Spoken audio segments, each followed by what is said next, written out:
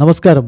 റാഫ്റ്റോക്ക് മലയാളത്തിലേക്ക് അവർക്കും സ്വാഗതം. ഇന്നലെ കേരള ബ്ലാസ്റ്റേഴ്സ് കൊച്ചിയിൽ വെച്ച് സെർജിയോ ലൊബേറയുടെ ഒഡീഷ FCയെ 3-2 പരാജയപ്പെടുത്തുമ്പോൾ ബ്ലാസ്റ്റേഴ്സിൻ്റെ ഡിഫൻസിൽ ഓൾ ഇന്ത്യൻ ഡിഫൻസിനെയാണ് നമ്മൾ കണ്ടത്. എല്ലാവരും ഇന്ത്യൻ താരങ്ങൾ. ഡിഫൻസ് മികച്ചതാണോ അല്ലയോ എന്നുള്ളത് വേറെ ചർച്ച ചെയ്യേണ്ട കാര്യമാണ്. അതിന് മുമ്പുള്ള വീഡിയോകളിൽ നമ്മൾ പറഞ്ഞതുകൊണ്ട് അതിലേക്ക് ഇനി അടക്കുന്നില്ല. പക്ഷേ ആദ്യ 11-ൽ അണിനിരന്ന 4 ഡിഫൻഡർമാരും ഇന്ത്യൻ താരങ്ങളായിരുന്നു. ഓൾ ഇന്ത്യൻ ഡിഫൻസ് വെച്ചാണ് കേരള ബ്ലാസ്റ്റേഴ്സ് കളിച്ചത്.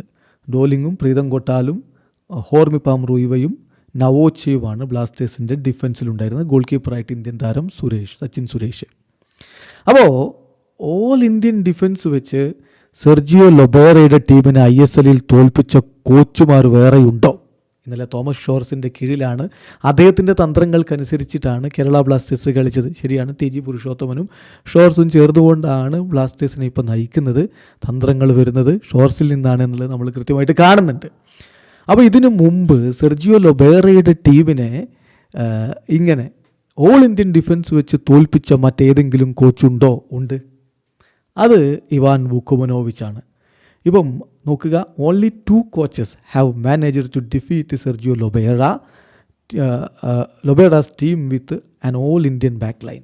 ആ 2 കോച്ചുമാരേ ഉള്ളൂ. ഒന്ന് തോമസ് ഷോർസാണ്, മറ്റേതാരാണെന്നറിയാമോ? ഇവാൻ വുക്കുമനോവിച്ചാണ്. സോ ഇവാൻ്റെ വഴിയെ ഇവാൻ ചെയ്ത കാര്യം ഇതാ തോമസ് ഷോർസും വീണ്ടും ചെയ്യുകയാണ്.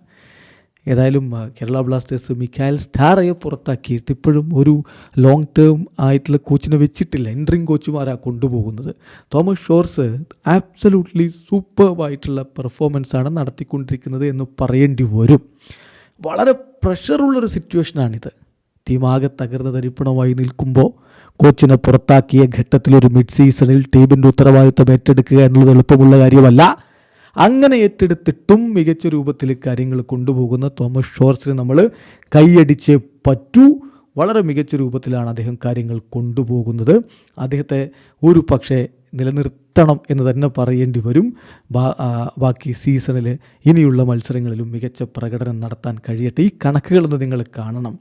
മിഖായൽ സ്റ്റാറയുടെ കീഴിൽ കേരള ബ്ലാസ്റ്റേഴ്സ് 12 മത്സരങ്ങൾ കളിച്ചിട്ട് വിജയിച്ചത് 3 കളികളാണെങ്കിൽ ഇപ്പോൾ തോമസ് ഷോർസിൻ്റെയും TG പുരുഷോത്തമൻ്റെയും കീഴിൽ കേരള ബ്ലാസ്റ്റേഴ്സ് 4 കളികൾ കളിച്ചതിൽ 3 വിജയിച്ചിട്ടുണ്ട്. സോ വിജയ വഴിയിലേക്ക് ഈ ഒരു പ്രഷറിൽ തിരികെ കൊണ്ടുവരിക എന്നുള്ളത് ചെറിയ കാര്യമല്ല. അത് തുടരാൻ കഴിയട്ടെ. വീഡിയോ അവസാനിക്കുന്നു. ഫുട്ബോൾ ലോകത്തെ കൂടുതൽ വിശേഷങ്ങളുമായി റാഫ്റ്റോക്സ് കൊണ്ടുവെത്താം.